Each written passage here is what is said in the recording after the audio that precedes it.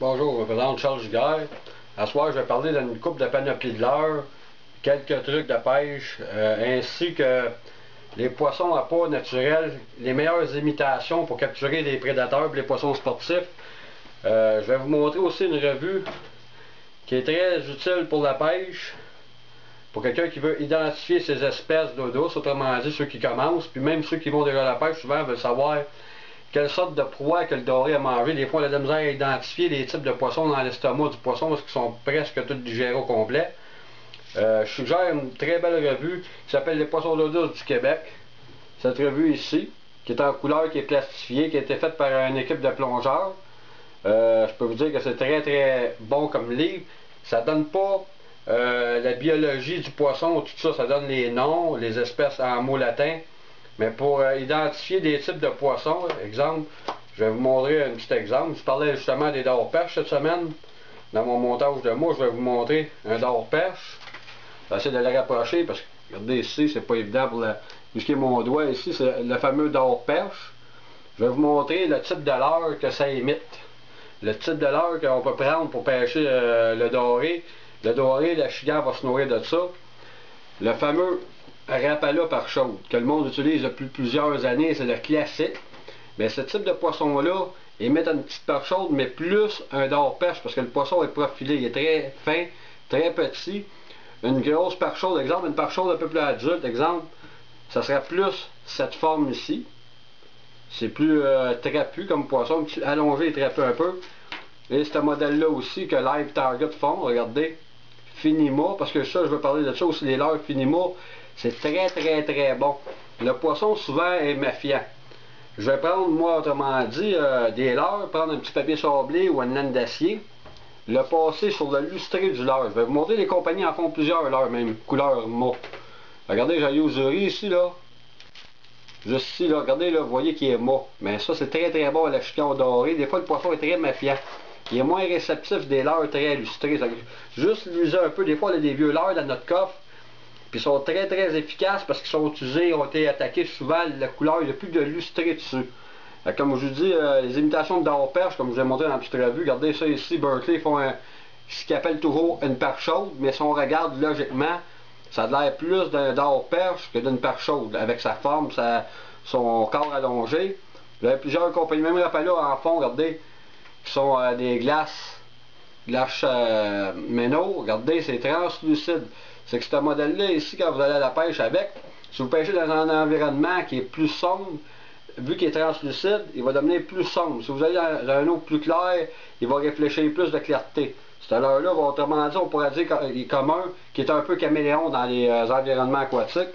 Et vous avez le fameux X-Rap qui est très efficace ici aussi, qui émite le dors-perche. Moi, à ma connaissance, à moi, je trouve que ça a l'air plus un dors-perche. Vous avez aussi les ménés à museau noir. Vous savez que c'est un méné que le monde connaisse beaucoup, ce qu'on appelle le Black Nose Days dans le streamer. C'est le Rapala commun, le or et noir, qui est très efficace. Vous allez à la pêche avec un type de Rapala comme ça ici, ou ça ici, puis vous pouvez faire vos pêches autant que n'importe quelle leurre. Jamais délaisser les types de leurres comme ça ici. Les vieux leurres sont très efficaces. Le poisson n'a jamais été à l'école pour savoir le nouveau puis le vieux. Il y a d'autres imitations que Yuzuri font, aussi font des imitations très originales.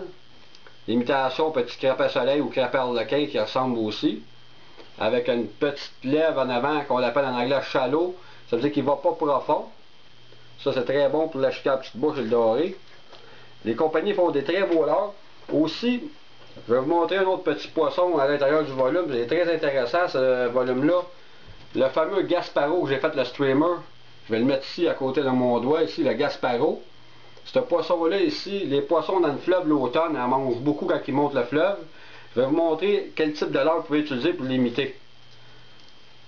Le Chandrap Suspending, c'est ici, regardez là, sa couleur, là, sa forme avec le point noir, c'est très très bon justement pour le doré. Plusieurs espèces qui se nourrissent du Gasparo. Vous avez le Sissi Shad, qui ressemble, vous pouvez prendre avec un dos bleu, j'ai pris un dos noir, là. Puis ils ont toutes des baies à l'intérieur.